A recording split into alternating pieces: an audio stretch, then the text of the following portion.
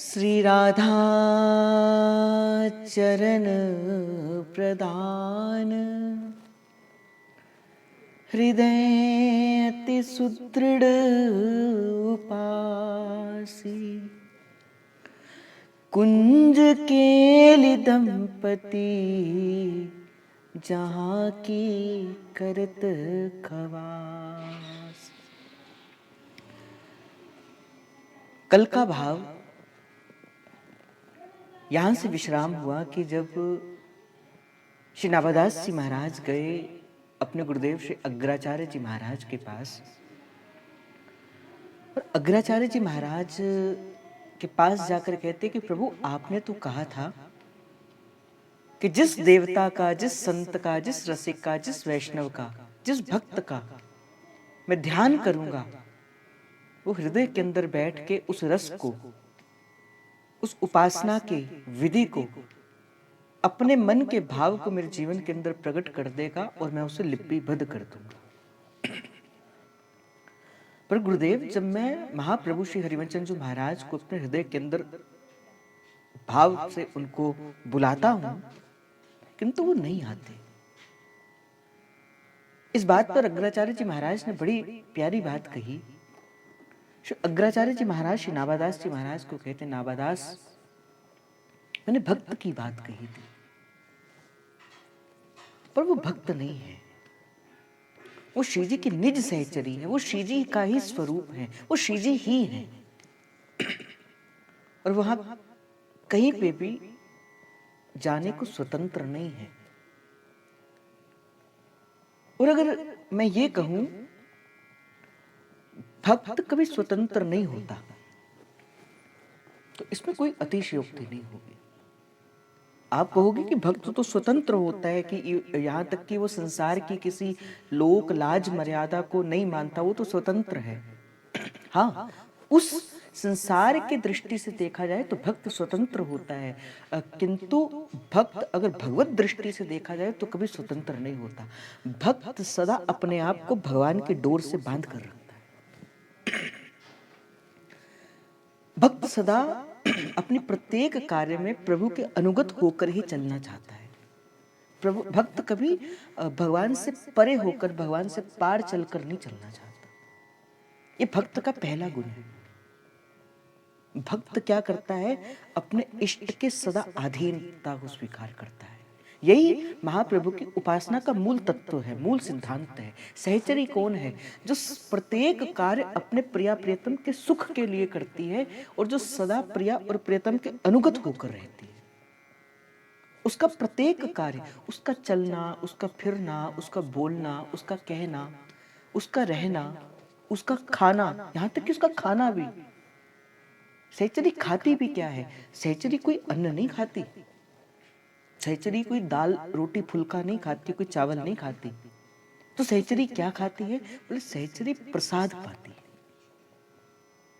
सहचरी केवल और केवल प्रसाद को ग्रहण करती है, और सहचरी किसी चीज को ग्रहण नहीं करती। जो सर्वस्व जिनका प्रिया प्रियतम है, जल भी वो अपनी ऐसे सीधे सीधे ग्रहण नहीं करती।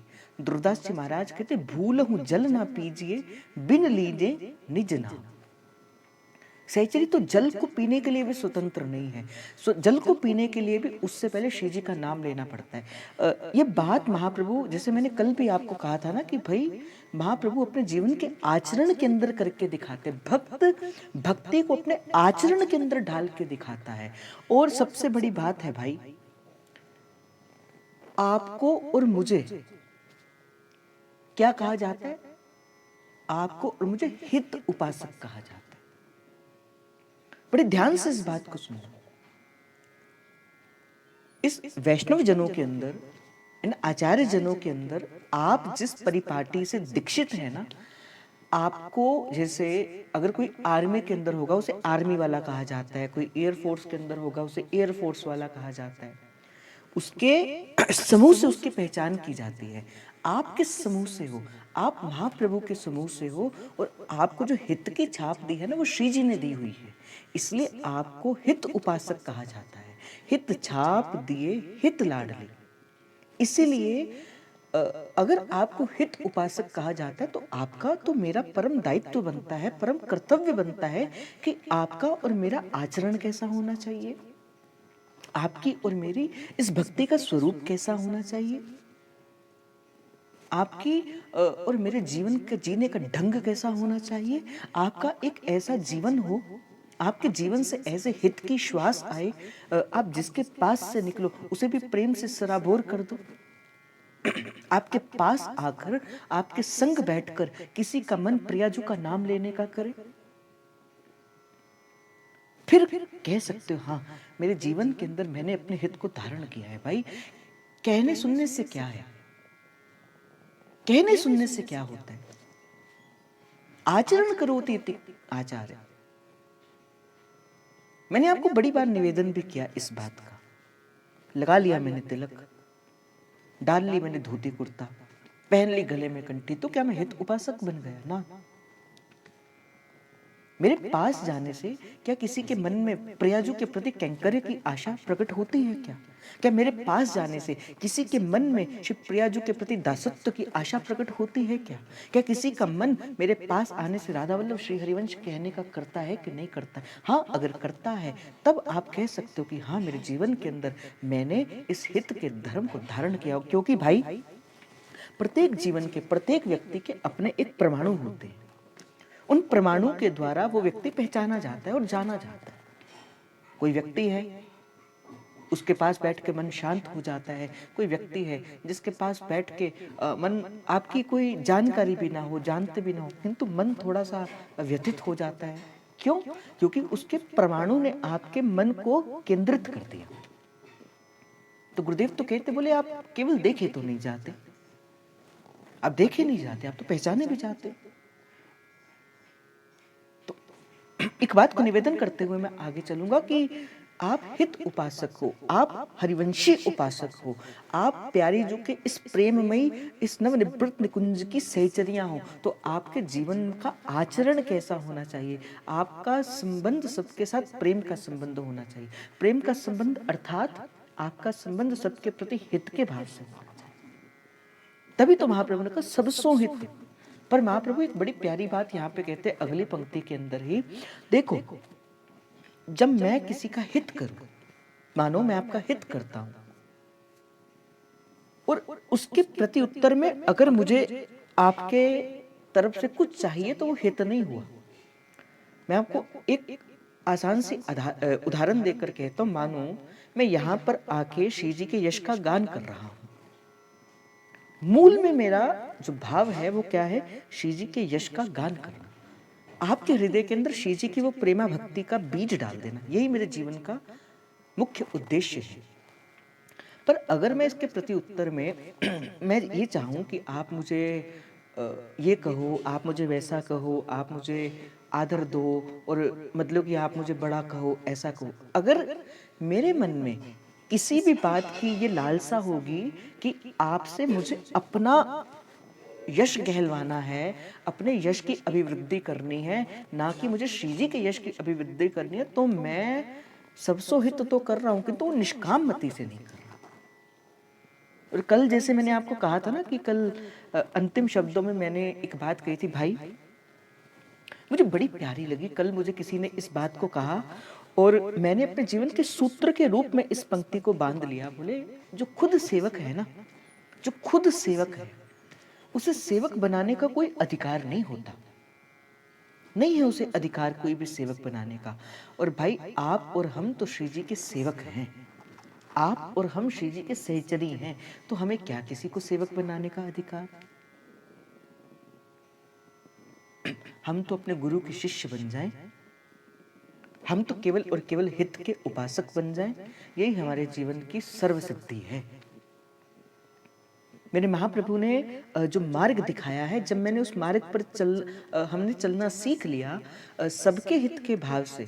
अब देखो मुझे तो बड़ी प्यारी लगती है सुबह, अब यहाँ पे श्री जी की कृपा से ये कुंज बनी, इस कुंज में जो जो भी जन सेवा दे रहे हैं, क्या हम उनको कोई पैसे देते हैं या उनको किसी प्रकार की कोई हम यहाँ से दान की राशि देते हैं या कोई सेवा शुल्क देते हैं? नहीं, क्या है, महाप्रभु के द्वारा दी गई वो जो प्रेमा भक्ति है, वो उनके हृदय के अंदर वो भाव है कि मैं तो खुद नाम जप रहा हूं, आप जपे ओरा नाम जपावे, इस भाव से वो सबकी सेवा करते हैं। और किसी भाव से उसकी इच्छा तो नहीं आपसे कुछ लेने की, या आपकी, मैं तो ये कहता हूँ, आदर भी लेने की इच्छा नहीं, आदर भी लेने की इच्छा नहीं है। यहाँ तक कि जो सेवा करता है ना भाई, उसे तो कांटों की सेज पर भी रहना पड़ता है, वो फिर भी सेवा करता है। क्यों? क्योंकि मेरे आचार्य की दिखाई हुई पंक्ति है, मेरे आचार्य का दिखाया हुआ मार्ग होता है, इसीलिए। तो महाप्रभु ने कहा भाई सबसो हित करो, पर कैसे करो? निष्काम मति से करो। जब निष्काम मति के द्वारा आपके मन में, देखो मैं तो एक बात को कहते हुए आगे बढ़ूंगा, जगत मजूरी देत है तो क्यों राखे भगवान। भाई आप संसार में भी कोई कार्य करते हो ना, संसार में भी कोई कार्य करते हो, और जब कोई जिसका आप कार्य करते हो अगर वो उदार है ना, उदार हृदय का है, तो आपका पसीना सूखने से पहले वो आपके हाथ में आपका श्रमित मूल्य रख देगा, वो नहीं आपका हक नहीं मारेगा।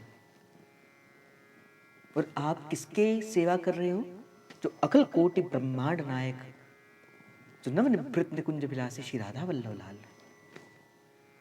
जब संसार का कोई जन, जब संसार का कोई जन यहां से सेवा करने पर उसके हाथ में शुल्क दे देता है, क्या वो नहीं देगा क्या? पर जब वो देगा ना, वो मेरी झोली छोटी पड़ गई रे, इतना दिया मेरी लाडो, हाँ मेरी झोली छोटी पड़ गई रे, इतना दिया जी मेरी लाडो। वो श्री जी इतना देती हैं, इतना देती हैं, आपको लेते लेते आपका झोली छोटी पड़ जाएगी, किंतु वो देती देती नहीं थकेगी।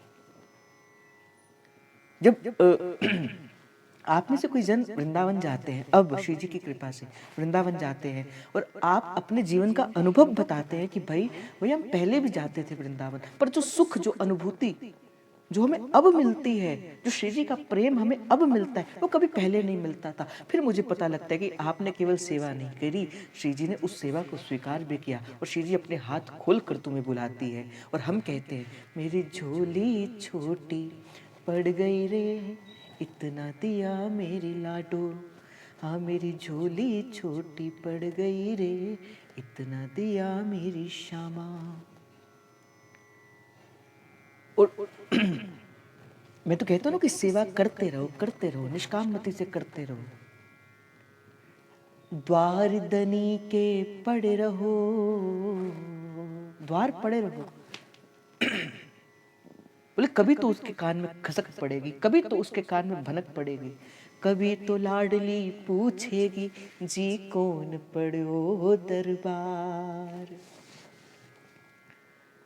जब कभी श्री जी ले जाएंगे, अपने सहचरी दल में शामिल करेंगे, श्री जी को पावन चंद्रिका हमें भी धारण करने का सुअवसर मिलेगा, और कभी श्री जी पूछेगी हे मेरी प्यान प्रिय सखी, बता तुझे मैंने इस मृत्यलोक के अंदर भेजा था, तुझे मैंने इस संसार के अंदर भेजा था, बता क्या तूने कोई ऐसा कार्य किया जिसके द्वारा तूने अपनी सखी सहचरियों को मेरे द्वार की ओर लेके आई? उस समय हमारी नजर, हाँ श्री जी के चरणों पे हाथ जोड़ के, हाँ श्री जी आपकी कृपा से, आपकी कृपा से हमने वो कार्य किया, हम आपके जनों को पकड़ पकड़ के आपके पास लेके आए। और श्री जी क्या करेंगी?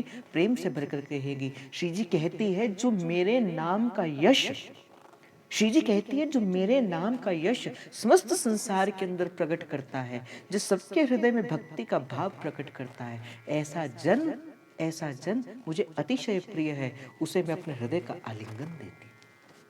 ये श्री जी के कहे हुए शब्द है भाई। इसीलिए, और भाई मैं तो एक सेवा की बात चली, हमारा तो राधा वल्लभ संप्रदाय जिस 4 पगों के एक पग है ना जो राधा वल्लभ संप्रदाय का, वो क्या है? सेवा। हमारे यहाँ ठाकुर जी की पूजा नहीं की जाती, हमारे यहाँ तो श्री जी की सेवा की जाती है। और सेवा कैसी? जो सेवक को सुख प्रदान करे। जैसे मैंने कल कहा था ना, उपासना, उपास्य और उपासना की विधि, जब तक आपको इस बात का पता ही नहीं होगा उपासना क्या है, उपास्य क्या है और उपासना की विधि क्या है, आप कैसे सेवा कर लोगे? तो सबसे पहले आपको तो उपासना की विधि पता होनी चाहिए कि किस प्रकार से। यहाँ पूजा नहीं की जाती भाई, नहीं की जाती पूजा। यहाँ पे तो ठाकुर जी के आगे हाथ जोड़कर आंख बंद करना अपराध की दृष्टि से देखा जाता है, अपराध कहा जाता है। जो ठाकुर जी के सन्मुख, जो श्री जी के सन्मुख, जो महाप्रभु के सन्मुख और जो गुरुदेव सरकार के सन्मुख हाथ जोड़कर आंख बंद करता है। हमारे यहाँ तो उसकी रूप सुधा के रस को पिया जाता है, पिया जाता है उसके रूप के मकरंद को, उस रस को भर भर के उस रूप रस को पिया जाता है। जब महाप्रभु अब पीते हैं, महाप्रभु कहते हैं रसना कटऊ जो अन रटो निरख अन फटो नैन शबन फुटो जो अन रसो बिन राधा यश पैन। महाप्रभु तो पीते हैं उस राधा नाम के यश को। जब महाप्रभु कहते हैं आज निकुंज मंजू में खेलत नवल किशोर नवीन किशोरी, महाप्रभु उस रूप की सुधा को पीते हैं। और महाप्रभु का हृदय है, ये जो प्रिया जी के चरण है ना, ये जो प्रिया जी का भाव है, ये महाप्रभु का हृदय। आज की सेवा, जो आज की मूल जिस भाव को लेके आज मैं यहाँ बैठा हूँ भाई, आपके जीवन के अंदर श्री जी की सेवा सदा होनी चाहिए। सदा इस रूप सुधा का पान करो, सदा इस नाम का पान करो, सदा श्री जी की सेवा करो। और भाई एक बात निवेदन करते हुए मैं आगे भाव के अंदर प्रवेश करूंगा।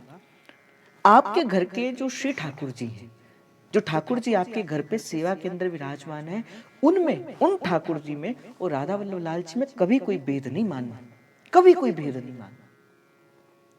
जो प्रेम, जो वात्सल्य, आप ये मानिए कि राधा वल्लभ लाल जी ही आपके मन के भाव से प्रसन्न होकर आपके घर पे, आपके श्री विजय के रूप के अंदर, आपके घर पे आपके लड्डू गोपाल जी, आपके जुगल जोड़ी, आपके चित्रपट, आपके नाम सेवा के रूप के अंदर प्रकट होंगे। वो राधा वल्लभ लाल जी ही है। अब उनसे प्रेम करके कहना, लाडो तुम ही हो मम प्राण, मम प्राण लाडो, लाडो तुम ही हो मम प्राण। और मैं तो कहता हूं भोर से लेके सांझ तक, जैसे सहचरी कहती है ना, भोर भई से सांझ ढली तक सेवा को ही नेम हमारो। बोले भोर से सांझ तक क्या है? बोले सेवा का ही नियम है। बोले सेवा में क्या करूंगी?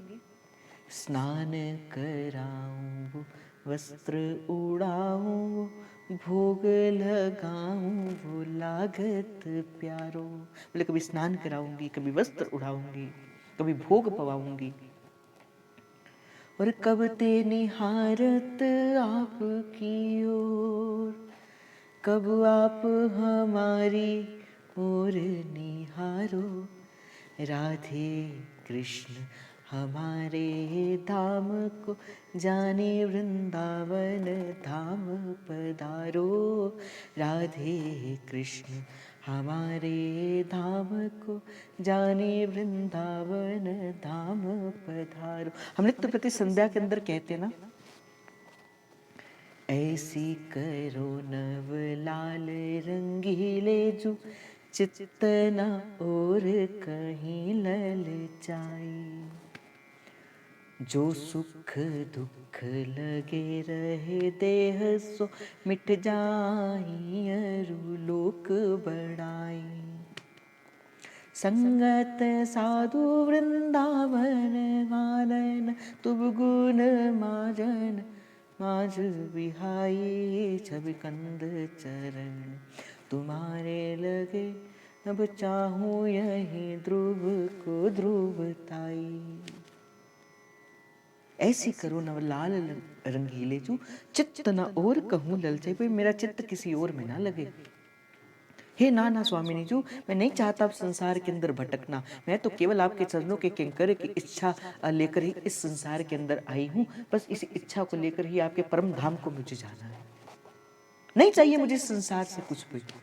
आपके रूप की, आपके रूप रस को पीना है। हम रूप सुधा रस बारे, जी कोई क्या जाने बेचारे। हमें तो आपके रूप सुधा की रस को पीना है। बस आपको ये करना है सदा। मैं तो ये कहता हूं भाई, सहचरी है ना, देखो कर्म तो हमें करना ही करना है। कर्म किए बिना कोई संसार के अंदर जीव रह नहीं सकता। वही कर्म जब आप संसार के लिए करते हो, उसके गुण भी हैं, उसके दोष भी हैं। मानो आपने भोजन बनाया, वो भोजन संसार के लिए बना रहे हो तो उसके अपने गुण भी हैं, उसके दोष भी हैं। आपने कोई कार्य किया, संसार के लिए कर रहे हो, गुण भी हैं, दोष भी हैं। पर वही कर्म जब आप प्रभु को समर्पित होकर चल करोगे, मैं सुबह उठूंगी तो श्री जी की मंगला के लिए उठूंगी,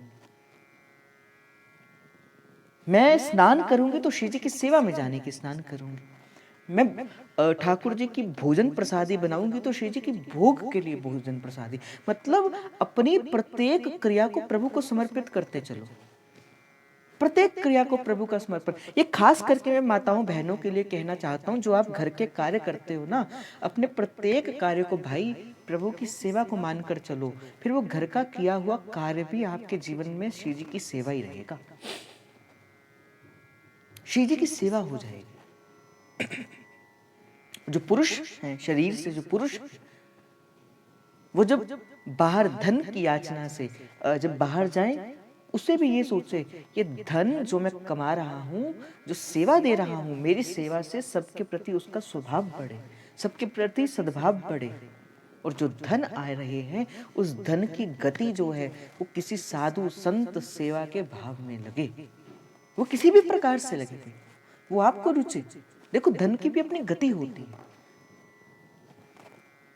10 रुपए में से 1 रुपए उस पर आपका अधिकार नहीं है, उस पर प्रभु का अधिकार है, जिसे दसवंध कहा जाता है।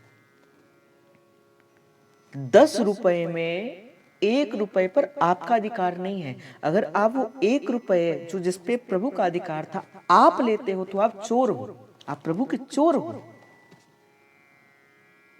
अब मैं आपसे कहूं दिन में कितने घंटे, आप कहोगे 24। अब इसका 10% निकालो, कितना बना? 2 घंटे 40 मिनट। अगर आप नहीं देते प्रभु के नाम पे 2 घंटे 40 मिनट, इसका अर्थ क्या है? आप प्रभु के चोर हो। कम से कम आपको इतना समय, चाहे किसी भी प्रकार से दो, नाम से दो, रूप से दो, ध्यान से दो, सेवा में दो, किसी भी प्रकार से दो, किंतु 2 घंटे 40 मिनट तो आपको नित्य प्रति श्री जी की सेवा में देने ही देने हैं, देने ही देने हैं। वो आपके 24 घंटों में से वो श्री जी का अधिकार है भाई, वो श्री जी का अधिकार है। नहीं दोगे तो आप चोर बन जाओगे। और जो आजकल के समय जो धन लगता है ना, कहीं कहीं पे भी डॉक्टर्स के पास लगा गया, वकीलों के पास लग गया, और किसी ऐसी चीजों में लग गया, वो वही धन होता है जो प्रभु को देना था, आपने प्रभु को नहीं दिया। वो धन आपके शरीर के ऊपर खराब करेगा। आपको वो 10% का धन वो डॉक्टर्स को देना पड़ेगा, कभी कोर्ट कचहरियों के चक्करों में देना पड़ेगा, कभी किसी में देना पड़ेगा। मैं कहता हूँ सेवा करो, मैं ये नहीं कहता कहाँ करो, जहां आपको रुचे वहां करो, जहां आपको अच्छा लगता है वहां करो, किंतु श्री जी की सेवा करो। और जब आपका मन, आपका भाव सच में श्री जी के अनुगत होकर रहेगा, फिर प्रकृति आपके मन को ले जाएगी श्री जी के चरणों तक, ले जाएगी श्री जी के चरणों तक। और भाई एक बात को मैं आपको निवेदन करूं, जिस दिन सेवा करते करते, सेवा का सबसे बड़ा गुण क्या होता है? सेवा करके जीव थकता नहीं है। अगर जीव सेवा करके थक गया तो फिर वो सेवा नहीं थी। सेवा करने के बाद एक विशेष प्रकार का उत्साह जागृत होता है। सेवा कभी थकान नहीं देती। पहली बात, सेवा से आप थकोगे नहीं, सेवा सुख देती है, अपना भी सुख देती है, सेव्य का भी सुख देती है, दोनों को सुख देती है। और जब आपकी सेवा निष्काममति से होगी, सबका हित निष्काममति से होगा, उससे क्या होगा? सबका हित निष्काम मति से होगा। उससे क्या होगा बोले, आपको श्री जी के चरणों से आपकी जो प्रार्थना है, आपके जो मन का भाव है, जब वो निष्काम होगा ना, आपको श्री जी से किसी भी लेने की आशा नहीं होगी, श्री जी को बस देने देने की आशा होगी। ये सहचरी का कृत्य है भाई, ये सहचरी के मन का भाव है। सहचरी कभी श्री जी से लेना नहीं चाहती, नहीं लेना चाहती सहचरी। महाप्रभु स्थान स्थान पर आपको राधा सुधा निधि के अंदर बताते हुए मिलेंगे। नहीं लेना चाहती सहचरी कहीं भी, नहीं चाहिए सहचरी को श्री जी से भी कुछ। सहचरी क्या कहती है, हे स्वामिनी जू राजी रहो, ये हंसो ही मुख छवि नहीं तुम सो कछु चाहिए। नहीं स्वामिनी जू नहीं चाहिए आपसे कुछ भी। स्वामिनी जी ने बोला कुछ तो लो, कुछ तो लो, मैं देने आई हूं, तुम्हें कुछ तो लेना पड़ेगा। तो भूरी सखी कहती बोले ही दे के, हे स्वामिनी जो एक तो हृदय था, गुरु ने वो हृदय समर्पित कर दिया आपके चरणों पे। गुरु जब मंत्र की दीक्षा देता है ना, गुरु आपके हृदय रूपी उस पुष्प को ना श्री जी के चरणों में समर्पित कर देता है, कर देता है गुरु समर्पित। अब ये आपके ऊपर है, आपका समर्पण कैसे। गुरु ने समर्पण कर दिया, ये दीक्षा की विद्या है। दीक्षा का अर्थ क्या है, अपने इष्ट के चरणों पे समर्पण और अपने गुरु के चरणों पे समर्पित, इसे दीक्षा कहा जाता है। गुरु समर्पित कर देता है। तो भोरी सखी ने कहा, हे स्वामिनी जी, मन था जो एक मन था वो दे दिया। मेरे गुरु ने वो जो मन था वो दे दिया आपको।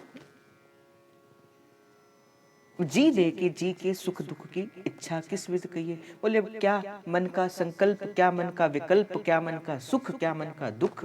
हे स्वामिनी जो मेरे जीवन के अंदर दुख घटने वाली प्रत्येक क्रिया आपकी इच्छा है। मैंने कहा ना, भक्त भगवान से अनुगत होकर रहता है, भक्त भगवान से पराधीन होकर रहता है, वो स्वतंत्र नहीं होता। भक्त भगवान से स्वतंत्र नहीं होता, पर संसार के समस्त लोग की जंजाल से वो स्वतंत्र होता है। तो बात चल रही थी, भाव कहां से था, कहां श्री जी ने कर दिया। हो सकता है आपके मन के अंदर इस सेवा के भाव को प्रकट करने के लिए श्री महाप्रभु श्री हरिवंश चंद्र महाराज ने, क्योंकि अब जो भाव चल रहा है, ये भाव जो कह रहा है मेरे भीतर बैठ के, वो महाप्रभु श्री हरिवंश चंद्र महाराज की वाणी ही कह रही है।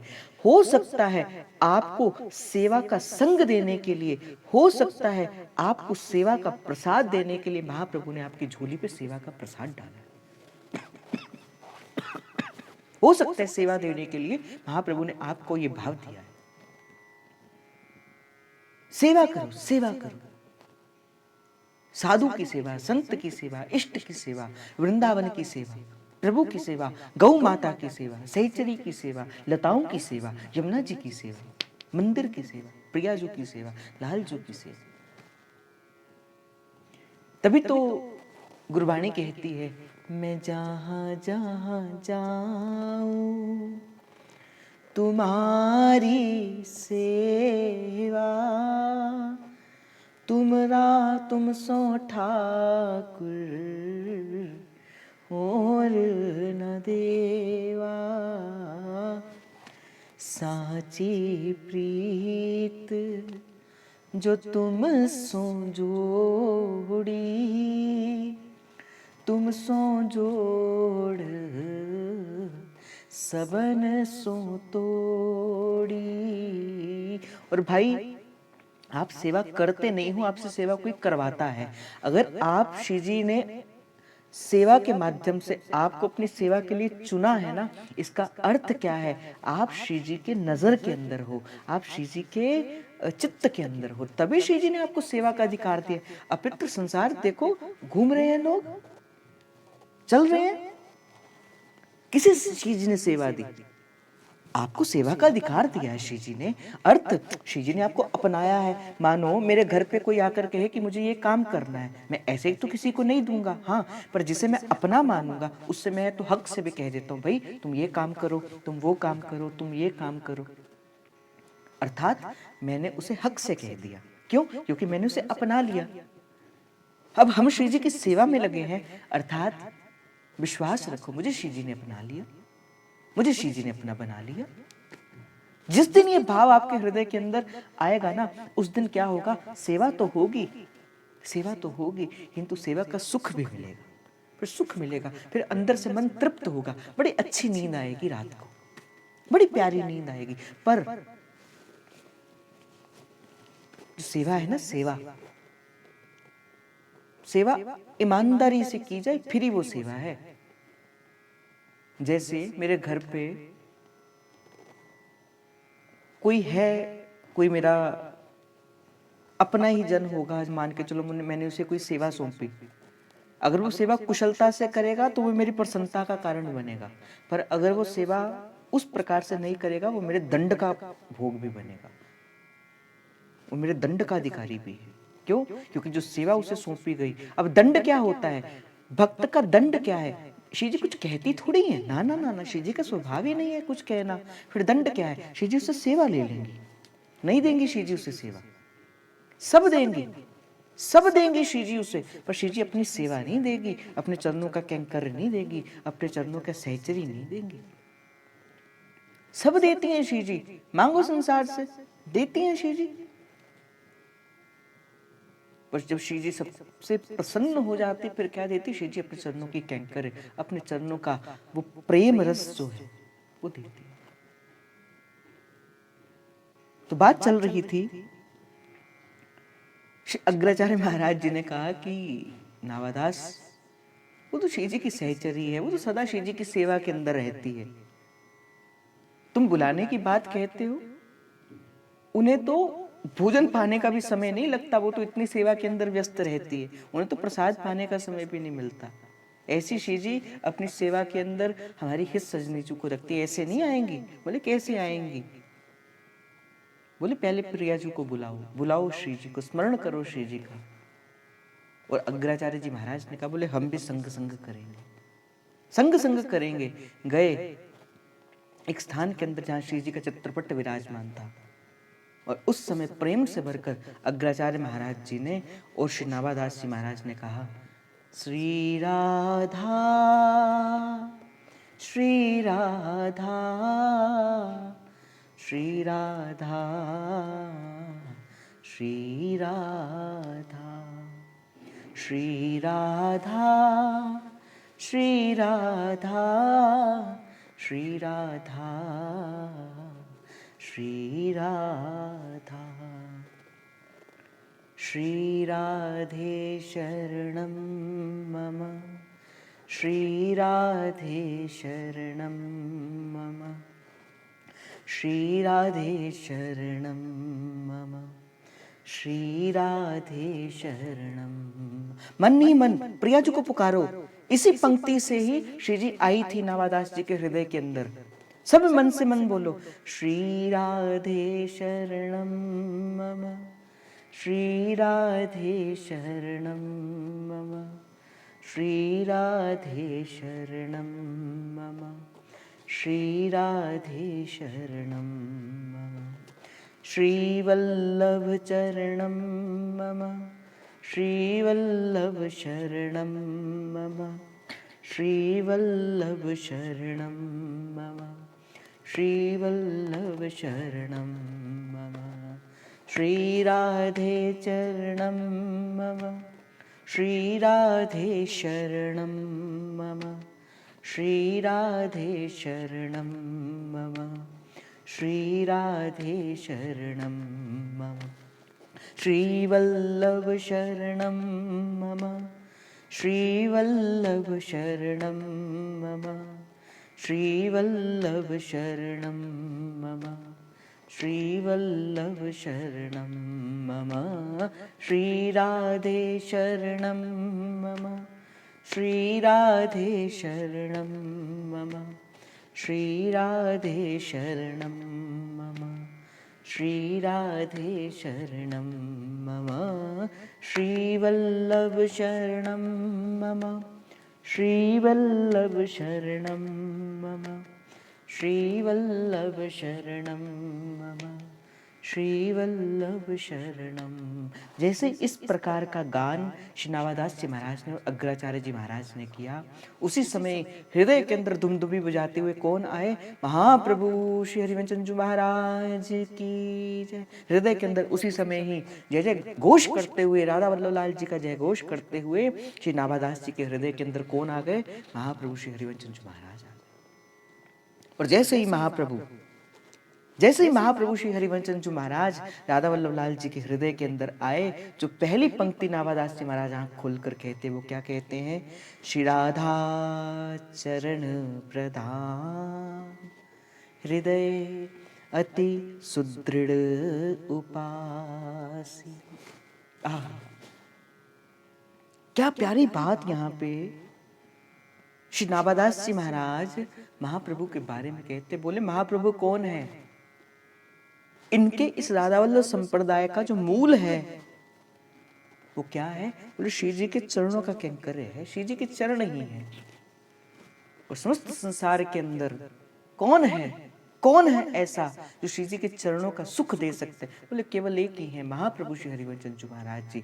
प्रधानता जिस पे चरणों की है, जिसको चरणों का कैंकर्य करने का श्री जी ने अधिकार दिया है, और जो जिसे चाहे वो श्री जी के चरण का अधिकार दे सकते हैं, ऐसे समस्त ब्रह्मांड के अंदर, संसार नहीं, समस्त ब्रह्मांड के अंदर केवल और केवल एक महाप्रभु श्री हरिवंशचंद्र जी महाराज।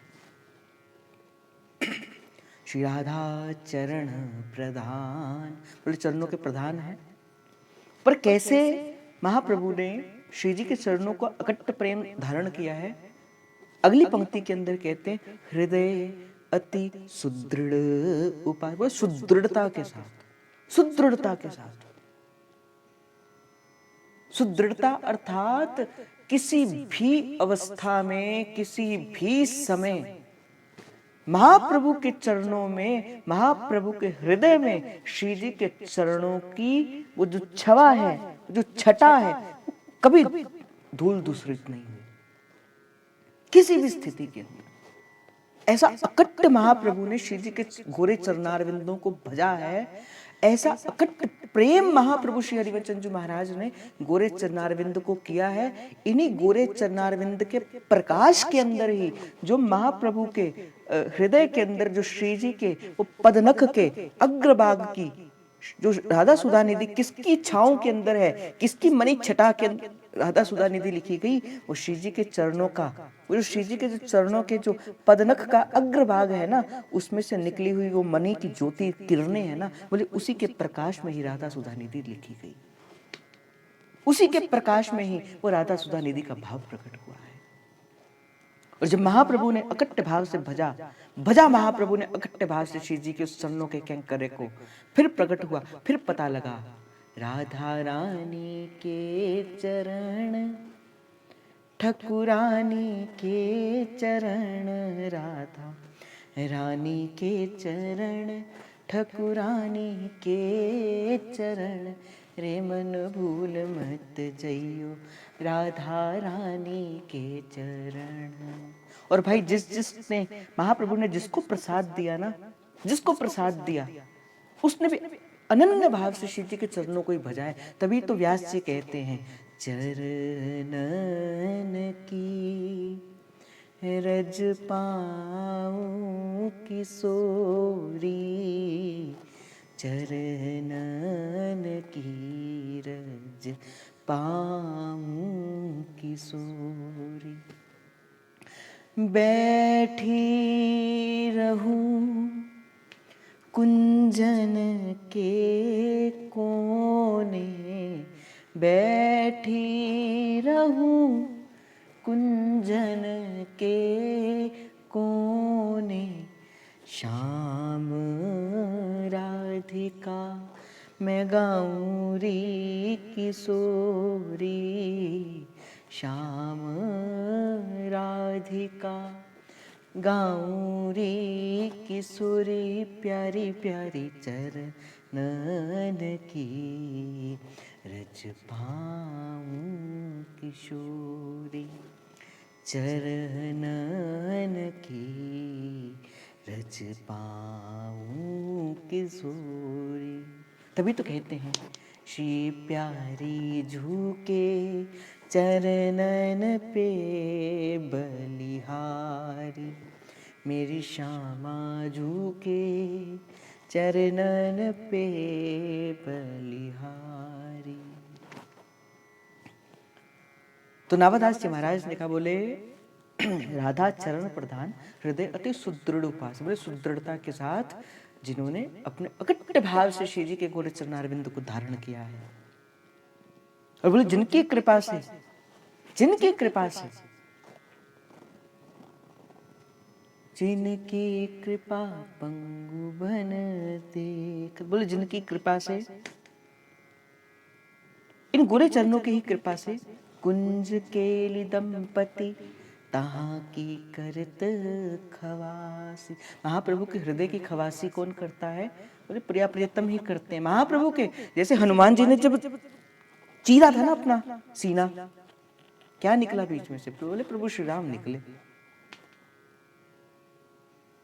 हनुमान जी ने सीना चीर के दिखा दिया। जब माता सीता ने अमूल्य रतन का हार भेंट किया, एक एक जब आए श्री रघुवीर लंका दहन, लंका को जीत कर माता जानकी को संग लेकर, तो क्या किया, सभी को कुछ ना कुछ भेंट की, सभी को कुछ ना कुछ भेंट की। गले के अंदर बड़ा एक सुंदर सा बड़ा सुंदर हार था माता जानकी के कंठ के अंदर। वो कंठ का हार दे दिया किनको? हनुमान जी ने। अब हनुमान जी क्या करे? एक एक माता के मोती को निकाले, देखे, तोड़े और फेंक दे। जबकि एक एक उस माला का जो रत्न था, वो एक एक रत्न इतना अमूल्य था कि उसके एक एक अयोध्या आ जाए, इतना अमूल्य वो रत्न था उस समय का। जानकी मैया को समझ नहीं आई ये कैसे लीला कर रहे हैं बजरंगी। बोले माता से बोले ये क्या करते हो? तुम नहीं जानते कितना अमूल्य ये हार है? बोले वो मेरे जीवन में उस हार का क्या प्रयोजन माँ, जिस हार में मेरे प्रभु श्री राम का और आपका भावना हो। मैं देख रहा था क्या उस हार के मोती के अंदर क्या प्रभु श्री राम या आपकी छटा है क्या? मुझे नहीं दिखी। वो मेरे लिए कोई मूल्य का नहीं, वो मेरे लिए कुछ भी, वो मेरे लिए कंकर के समान है। तो माता ने व्यंग के रूप के अंदर कहा, हनुमान कि तुम्हारा शरीर के अंदर भी प्रिया प्रियतम बसते हैं क्या? क्या तुम्हारे शरीर के अंदर भी राघवेंद्र सरकार और मैं बसती हूँ क्या? और जैसे ये बात का किया, हनुमान जी ने सीना चीरा और देखा अंदर कौन थे? सीताराम के चरणारविंद मेरे दो आधार, सीताराम के चरणार, प्रिया प्रियतम के उसके हृदय के अंदर दर्शन हो गए।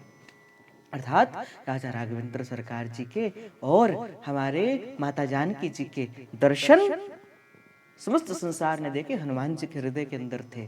और ऐसे ही अगर कोई मुझसे पूछे महाप्रभु का हृदय खोलकर कोई देखे, क्या निकलेगा? राधा रानी के चरण, ठकुरानी के चरण। भाई आप राधा वल्लभ उपासना के अंदर आने वाले हो ना, हो आप राधा वल्लभी? मैं तो कहता हूं प्रसाद के रूप में इस बात को अपनी गांठ में बांध लो, बांध लो इस बात को, अपने जीवन का सूत्र बना लो। कुछ और आता हो, नहीं आता हो, कुछ भी ना आता हो, कोई मंत्र, कोई तंत्र, कोई विद्या, कोई सेवा, कुछ भी नहीं आता हो, अकट्ठ भाव से निष्काम मति के द्वारा एक बार श्री जी के चरणों का ध्यान कर लेना, ये गोरे चरणारविंद का ध्यान कर लेना। देखना देखना ये गोरे चरण आपको कहां की यात्रा करवाते हैं। जिसने भजे है ना ये गोरे चरण, देख लो आज सारा संसार उनको भजता है, सारा संसार उनको भजता है जिन्होंने श्री जी के इन गोरे गोरे चरणों को भजा है। उदाहरण है भाई, देखो, सीखो सीखो। क्या है, क्या, कहां से सीखा? बोले श्री जी के चरणों से ही सीखा। श्री जी का गोरे चरण जीव को भक्त बना देती है, और भक्त ज्ञानी तो स्वतः ही बन जाता है। ज्ञानी भक्त बने ये बात नहीं होती, पर भक्त ज्ञानी बनता है।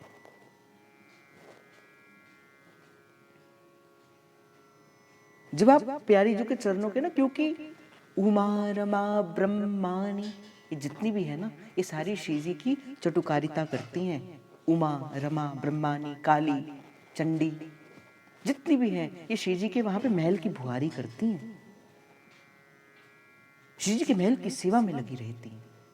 और जब आप श्री जी के चरणों को भजते हैं ना, इनका जो प्रसाद है ना, वो आपको स्वतः ही मिल जाता है, स्वतः ही मिल जाता है।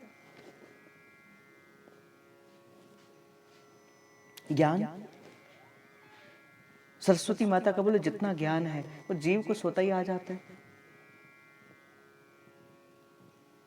उदाहरण आपके सन्मुख बैठी, क्या किया?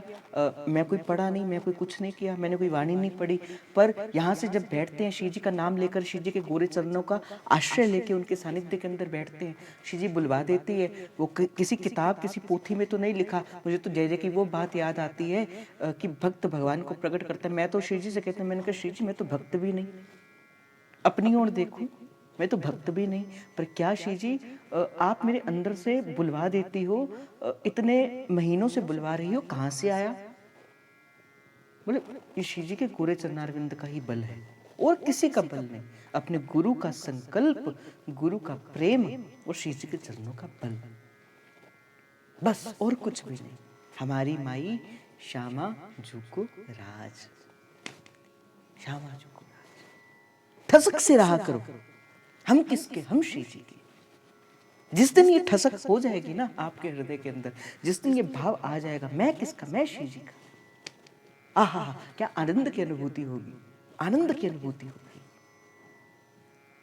मन ही मन प्रसन्न होगा। कभी वाद गदगदा यस्य चित्तम, ये जो भक्ति के जो गुण है ना आपके हृदय के अंदर प्रकट हो जाएंगे। कभी तो बैठे बैठे स्मरण होगा, हाँ मैं किसका? मैं श्री जी का। आंखों से अश्रुधारा प्रवाहित होने प्रारंभ हो जाएगी, अश्रुधारा प्रवाहित होनी प्रारंभ हो जाएगी। श्री जी मैं तेरा, मैं तेरा, श्री जी मैं तेरा। कभी ऐसा होगा प्रेम से भरकर प्रेम उमड़ेगा, और कभी कभी क्या होगा, ऊंची ऊंची हंसना प्रारंभ कर दोगे। ये भी भक्ति का लक्षण है, ऊंची ऊंची हंसना प्रारंभ कर दो, ऊंची ऊंची ऊंची ऊंची, ये भक्ति है। कभी लेट जाओगे, पड़े रहोगे अलमस्त, कुछ नहीं, कभी एकांत में चले जाओगे, ये भक्ति के गुण हैं। कभी रोना, कभी हंसना, कभी चलना, कभी बोलना, कभी कुछ कहना, कभी कुछ कहना, ये भक्ति के गुण हैं, ये भक्ति का भाव है। ऐसी भक्ति हृदय के अंदर प्रकट होती है, ऐसी भक्ति हृदय के अंदर होती है। और मैं तो कहता हूँ भाई, हम तो श्री जी के बल अभिमानी, हमें क्या लेना है जमाने से, जब अपना नाता जुड़ा हुआ भाई इतने बड़े घराने से। जब कोई कहता है ना आप किसके हो, आप महाप्रभु श्री हरिवंशन जी महाराज के, बोले हृदय के अंदर जो एक प्रेम उत्साह पैदा होता है ना, हम किसके? भाई हम गरीब नहीं हैं, हम बल अभिमानी श्री जू के, हमें क्या लेना जमाने से, भाई अपना नाता जुड़ा हुआ, भैया इतने बड़े घराने से, भैया इतने बड़े घराने। जब संसार के अंदर जाते हैं ना, जब सभी जन अलग अलग संप्रदाय के अंदर होते हैं, अलग अलग मत से आते हैं, अलग अलग पंथ से आते हैं, और जब हम जाते हैं और कहते बोले आप किसके? बोले अच्छा आप हरिवंशी हो, आप राधा वल्लभी हो, आप महाप्रभु के हो, सीना गर्व से चौड़ा हो जाता है। आप किसके हो? आप श्री जी के हो। फिर लगता है श्री जी शायद आपने मुझे अपना ही लिया, अपना लिया श्री जी मुझे। और कहते सर्वस्व महाप्रसाद, महाप्रभु का सर्वस्व क्या है? देखो मैं कह रहा हूं ना, उपास्य के स्वरूप को समझने से पहले उपासना की विधि का पता होना चाहिए। आप कहोगे भाई चर्चा तो राधा सुधा निधि की करने आ रही है, तो अलग अलग बातें करी जा रहे हैं, राधा सुधा निधि का तो भाव प्रारंभ किया ही नहीं, हम तो वो सुनने आए थे। ना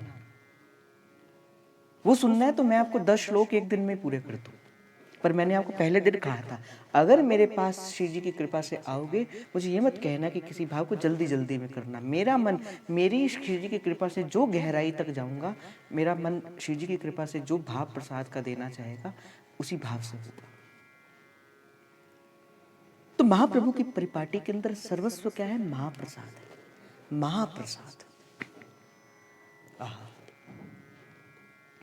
कोई कहता है आप एकादशी नहीं रखते, आप ये नहीं करते, आप वो नहीं करते। आज बड़ी प्यारी एक मैं इंस्टाग्राम के अंदर एक रील देख रहा था, बाबा की रील थी, बड़ी प्यारी बात लगी मुझे, बड़ी अच्छी बात लगी। बाबा ने कहा जिस दिन वो श्री जी को लगाया हुआ भोग एकादशी के दिन अन्न होता है, जिस दिन श्री जी को लगाया हुआ भोग एकादशी के दिन अन्न होता है, वो अगले दिन प्रसाद कैसे बन सकता है? फिर क्यों तुम प्रसाद के रूप में करते हो? प्रसाद ना अन्न होता है, प्रसाद ना कुछ होता है, प्रसाद प्रसाद होता है। प्रसाद में अन्न का कोई गुण तो होता ही नहीं। जब अन्न का गुण होता ही नहीं, फिर उससे धारण करने से व्रत तो टूटेगा ही नहीं, क्यों? क्योंकि वो तो अन्न है ही नहीं। और भाई एकादशी कौन थी? एकादशी कौन थी? एकादशी थी एक तिथि जो है एकादशी, एक मुर नाम के एक राक्षस हुए। उस मुर नाम के राक्षस को मारने के लिए ठाकुर जी ने अपनी जंगा से एक कन्या को प्रकट किया, जिसको एकादशी कहा जाता है। अब ठाकुर जी बड़े कि एकादशी बड़ी? एकादशी का प्रकट तो ठाकुर जी से हुआ है, ठाकुर जी से। अब महाप्रसाद जो है, जब कोई प्रसाद ठाकुर जी को भोग लग जाता है ना, वो प्रभु का ही रूप, प्रसाद अर्थात परमात्मा के साक्षात दर्शन। प्रसाद क्या है? परमात्मा का साक्षात दर्शन ही है। जब आप मंदिर जाते हो, प्रभु नहीं आ सकते, श्री विग्रह नहीं आ सकता, तो प्रसाद के रूप के अंदर श्री विग्रह आपके घर आता है। प्रसाद के रूप के अंदर कोई और नहीं आता, राधा वल्लभ लाल ही आते हैं भाई। प्रसाद के रूप के अंदर प्रभु ही आते हैं, वो प्रभु के साक्षात दर्शन है। और आप बोले जैसे मैंने कहा ना कि प्रसाद तो सर्वस्व श्री जी हैं, प्रसाद तो ठाकुर जी हैं। अब मैंने आपको प्रसाद दिया और आपका था जी व्रत। अब आपको मन में दुविधा पड़ गई, बोले व्रत है, अब प्रसाद पाएं कि ना पाएं, प्रसाद पाएं कि ना पाएं। इष्ट को अर्पित की हुई वस्तु में प्रसाद बुद्धि है तो वो अन्न बुद्धि नहीं होनी चाहिए। अगर अन्न बुद्धि है फिर वो प्रसाद नहीं, फिर आपने भोग नहीं लगाया, फिर श्री जी ने ग्रहण नहीं किया। ग्रहण किया है तो प्रसाद है, प्रसाद है तो अन्न बुद्धि नहीं, भाई प्रसाद बुद्धि रखो ना भाई। अब मैं आपको प्रसाद दूं, आपने रखा एकादशी का व्रत, अब प्रसाद के रूप में ठाकुर जी स्वयं आए। अब घर के अंदर मैं किसी कमरे में आऊं, मेरे पिताजी भी हैं और मैं भी हूं। अब मेरे पास कोई आएगा तो वो सबसे पहला प्रणाम किसको करेगा? मेरे पिताजी को करेगा। क्यों? क्योंकि वो बड़े हैं, फिर मुझे प्रणाम करेगा। अब ठाकुर जी बड़े कि एकादशी बड़ी? ठाकुर जी बड़े। अब ठाकुर जी बड़े तो बोले फिर अगर तुम प्रसाद को ग्रहण ना करोगे, बोले फिर किसका अपराध होगा? बोले ठाकुर जी का अपराध होगा। बोले बस इसी कारण से हम प्रसाद ग्रहण करते हैं। और व्यास जी तो कहते बोले कोटि कोटि एकादशी और महाप्रसाद को अंश, और महाप्रसाद का अंश है भाई कोटि कोटि एकादशी। बोले तुम्हें जो सुख एकादशी का व्रत रखने से मिलता है, हमें वही सुख श्री जी का वो किनका प्रसादी पाने से। कोई खंडन मंडन नहीं है भाई।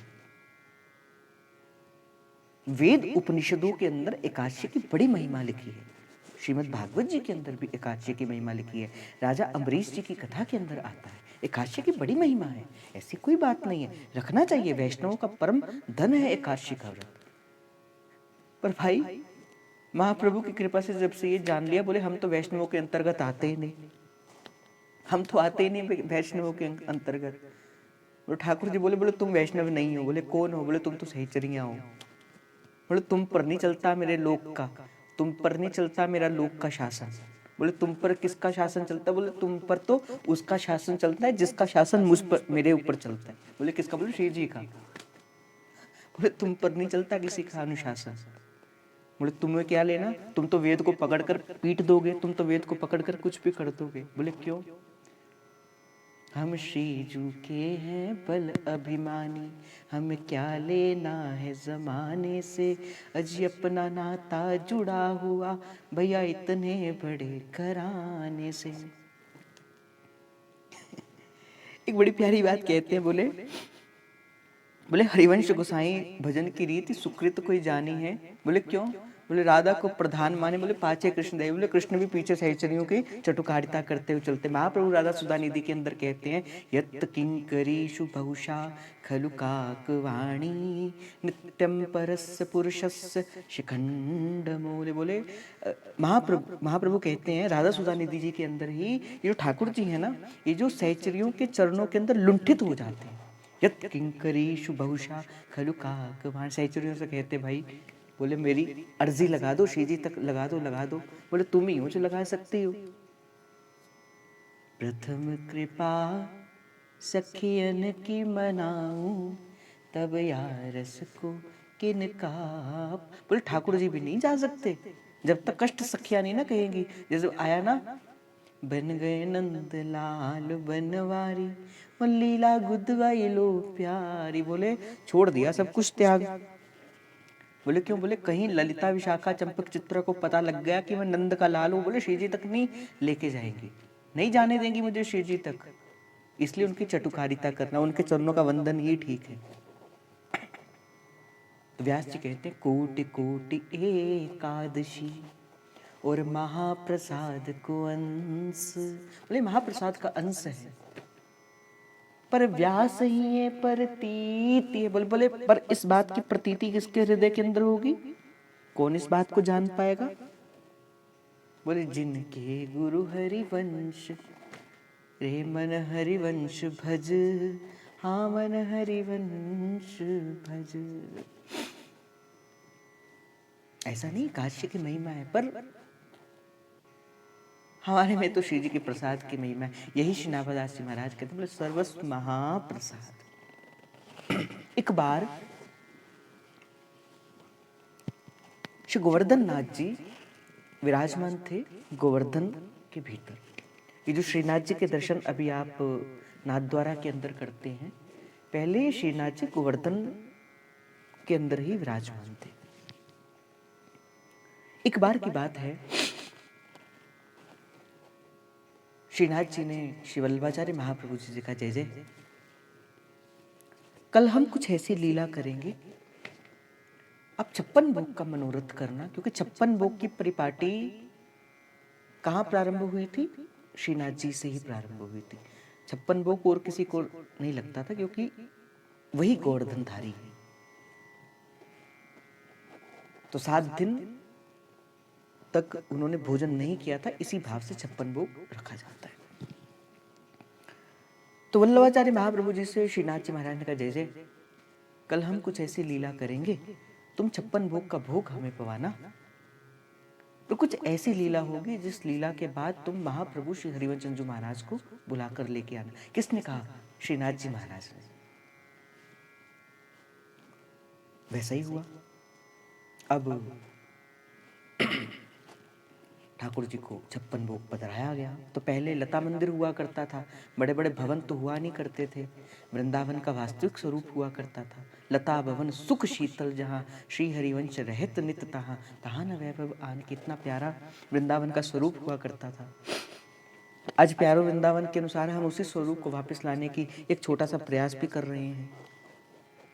ये शायद श्री जी हमारी वजह से आपके हृदय के अंदर सुख मिल जाए। आप कभी लालजू के संग निकलो और वहाँ पे आपको नई नई लताएं मिलें और आप कहो, ये लालजू ये लताएं पहले तो नहीं थी, कौन सखी लगा कर गई, कौन सखी लगा कर गई। कभी श्री जी के मन में ये भाव आए। फिर लालजू बोले, बोले तुम नहीं जानती, ये तो प्यारो वृंदावन की सखियाँ थी, ये तो प्यारो वृंदावन की सखियाँ थी। हाँ अच्छा, मेरी लीला को सुख देने के लिए किया, मेरी लीला को सुख देने के लिए किया। हो सकता है कभी ये भी क्षण आए, आएगा, क्यों नहीं आएगा। अगर संकीर्तन के अंदर ये भाव आया, इसका अर्थ श्री जी का ये क्षण प्रत्यक्ष में आएगा। तो वल्लभाचार्य महाप्रभु ने वैसे ही किया, श्री जी को मनोरथ दिया, श्री जी को, श्री जी बाबा को 56 भोग का लगाया। अब पर्दा हुआ। जैसे पर्दा हुआ लालजू भोग आरोगने लगे। अब जैसे लालजू का पर्दा खुलने लगा, पर्दा खुला, अभी खुला ही था पर्दा, ऊपर से कौवा जा रहा था। उस कौवे के हाथ में मांस का पिंड था। अब जैसे ही वो प्रसाद के ऊपर आया, वो कौवे ने हाथ खोला, वो पिंड प्रसाद के ऊपर गिर गया। अब बड़ी भयंकर बात हो गई। बोले प्रसाद लग गया, भोग लग गया, ठाकुर जी ने पा लिया, फेंक नहीं सकते, पर पाए भी कैसे? बोले उस पर ऐसा अभक्ष्य पदार्थ गिर गया, अब पाए भी कैसे? बड़ी व्याकुल सी परिस्थिति हो गई। याद आ गया, वो स्मरण आ गया श्री जी बाबा की बात। श्री वल्लभाचार्य महाप्रभु जी ने कहा, एक शिष्य से जाओ, महाप्रभु श्री हरिवंशनजू महाराज इस समय मदन टेर के अंदर विराजमान हैं, आप उनको जाकर कहिए वल्लभाचार्य महाप्रभु जी आपके चरणों पे प्राणिपात निवेदन करते हैं और आपसे कहते हैं कि आप हमारे यहाँ पे गोवर्धन नाथ में पधारने का निवेदन स्वीकार करिए। शिष्य गया महाप्रभु श्री हरिवंशनजू महाराज के पास। उस समय श्री जी शयन को जा चुकी थी, श्री जी का शयन महाप्रभु जी करवा चुके थे। तो शिष्य गया महाप्रभु के, महाप्रभु वल्लभाचार्य महाप्रभु जी का प्राणिपात निवेदन स्वीकार करिए। महाप्रभु श्री वल्लभाचार्य जी ने आपको निवेदन किया है आपके श्री चरणों के अंदर, आप एक समय के अंदर श्री गोवर्धन नाथ जी के अंदर पधार कर दर्शन देके उन्हें कृतार्थ करें। महाप्रभु ने कहा, देखो हम रुकेंगे नहीं, क्योंकि सुबह श्री जी की मंगला करनी है, मेरा तो जीवन सर्वस्व श्री जी की सेवा है, इसलिए हम रुकेंगे नहीं। पर हाँ, आचार्य ने कहा है, वो भी सखी है श्री जी की निकुंज की, तो हम अवश्य आएंगे। बैलगाड़ी का प्रबंध पहले किया जा चुका था। महाप्रभु बैलगाड़ी में बैठे और महाप्रभु चल दिए कहाँ? गोवर्धन नाथ के अंदर। अब जैसे ही महाप्रभु पहुंचे, वल्लभाचार्य महाप्रभु जी के साथ बड़ा सुंदर मिलन हुआ। और जैसे ही महाप्रभु ने देखा कि राधा वल्लभ लाल जी के श्रीनाथ जी के सन्मुख प्रसाद पड़ा है, महाप्रभु ने किनका उठाया, क्योंकि वल्लभाचार्य महाप्रभु जी ने बता दिया था कि ये परिस्थिति आ गई है कि मांस का पिंड प्रसाद के ऊपर है, लालजू ने भोग पा लिया है, अब वैष्णव इसको ग्रहण करें कि ना करें। महाप्रभु ने कोई विचार नहीं किया, किनका उठाया और मुख में डाला और उनसे कहा कि चलो हमें पुनः मदन टेर डाल के छोड़ दिया। अब जैसे ही महाप्रभु ने वो किनका प्रसाद पाया जिसपे मांस का पिंड था, वो मांस का पिंड फूल बन गया और श्रीनाथ जी महाराज ने उसी समय प्रकट होकर कहा, मैं इसी भाव को प्रकट करना चाहता था, सर्वस्व महाप्रसाद प्रसिद्ध तिनके अधिकारी। बोले सर्वस्व जिनका महाप्रसाद, वो विचार नहीं करते, कहते प्रसाद तो बिल्ली का जूठा भी हो जाए ना, प्रसाद फिर भी दूषित नहीं होता, प्रसाद फिर भी पूजनीय है। बिल्ली का जूठा भी हो जाए वो फिर भी पाया जा सकता है। एक बार की बात है, महाप्रभु के शिष्य थे जिनका नाम था विट्ठल दास जी। विट्ठल दास जी आए महाप्रभु से मिलने के लिए। महाप्रभु उस समय श्री राधा वल्लभ लाल जी का सेवा करके राजभोग का प्रसादी पा रहे थे। वो बाजरे की रोटी, महाप्रभु ने 2 रोटी अपने उस पत्तल के अंदर रखी हुई थी। विट्ठल दास जी पहले भोजन पाके आ चुके थे। अब महाप्रभु जी ने क्या किया, बोले प्रसाद आए हो तो प्रसाद देने के लिए महाप्रभु ने वो रोटी जो थी वो विट्ठल दास जी के पत्तल में रख दी। महाप्रभु का उचिष्ट था, महाप्रभु का प्रसाद था, किंतु विट्ठल दास जी का मन यहां तक भरा हुआ था, क्योंकि वो इतना भोजन प्रसादी पा, अब पाए भी कैसे, पर मना भी कैसे करें। पा सकते नहीं पर मना भी कर नहीं सकते, क्योंकि आचार्य की प्रसादी है, राधा वल्लभ लाल जी का भोग है। तो महाप्रभु ने जान लिया कि भाई विट्ठल दास जी का पेट भरा हुआ है। आधी रोटी तब तक थोड़ी सी श्री विट्ठल दास जी खा गए थे। महाप्रभु ने वो जूठी रोटी श्री विट्ठल दास जी के हाथ से पकड़ी और श्री जी का वो प्रसाद पाना प्रारंभ कर दिया। आचार्य चरण ने इस बात का विचार नहीं किया कि वो अब मेरे शिष्य की जूठी है, आचार्य चरण उसको भी ग्रहण कर गए। ये है प्रसिद्ध। और भाई प्रसाद की महिमा का क्या है? व्यास जी कहते बोले एक पकौड़ी बोले सब जग छूटा, बोले एक पकौड़ी ने तो मेरा संसार छुड़ा दिया। ये प्रसाद की महिमा है भाई। तो सर्वस्व महाप्रसाद प्रसिद्ध तिनको अधिकारी, बोले जिनका सर्वस्व महाप्रसाद है, जो सर्वस्व श्री जी के महाप्रसाद के ऊपर भी। जैसे एक जन आया जय जय के पास और जय से बोलते बोले बोले हमें 5 वर्ष हो गए, हमने अन्न नहीं खाया। कई बार क्या होता है कि जो भक्त होता है ना, जो उसको भक्ति का अभिमान हो जाता है। भक्त को तो भक्ति का अभिमान नहीं होना चाहिए, ये तो अहमता का दोष लग जाता है। अब मैं बोलूं अच्छा हम तो ये कर रहे हैं, अगर मुझे अभिमान हो गया फिर काय की भक्ति? भक्ति तो सदा दीनता के आसन के अंदर विराजमान होती है। आए होंगे कोई महात्मा जैसे से बोलते बोले आप जानते हो हमने 5 वर्षों से अन्न नहीं खाया, हम तो फलों के ऊपर जीते, बोले अन्न नहीं खाया। तो जरूर बड़ी अच्छी बात है। बोले हम तो वैसे जानना चाहते नहीं थे, अच्छा आपने बता दिया तो ठीक बात है। मैं फिर कहता हूँ मैंने 5 वर्ष से अन्न नहीं खाया। पर जय बोले हमें तो 15 वर्ष हो गए हमने अन्न नहीं पाया। वो जो महात्मा जो थे, जो बड़े अभिमान से पहले कह रहे थे, उनके अभिमान को अब चोट लगी। बोले हम तो 5 वर्ष का घमंड करके बैठे, बोले वो तो 15 वर्ष से नहीं कुछ पाए। बोले आपने कैसे जीवन को ज्ञापन किया? बोले जब से गुरु की कृपा से पता लगा सर्वस्व महाप्रसाद प्रसिद्धता के अधिकारी, बोले तब से हम जो पाते हैं वो श्री जी का प्रसाद ही पाते हैं, और प्रसाद अन्न नहीं होता। हमने तो 15 वर्ष हो गए जब से श्री जी की अनुगत हुए हैं, जब से श्री जी की शरणागति को स्वीकार किया। बोले हमने तो अन्न पाया ही नहीं, हमने तो श्री जी का प्रसाद पाया है, और श्री जी का प्रसाद ही हमारा सर्वस्व है, और सर्वस्व महाप्रसाद प्रसिद्धता के अधिकारी। बोले ये है बात। और बड़ी प्यारी बात कहते हैं, बोले विधि निषेध नहीं दास अनन्य उत्कट व्रतधारी।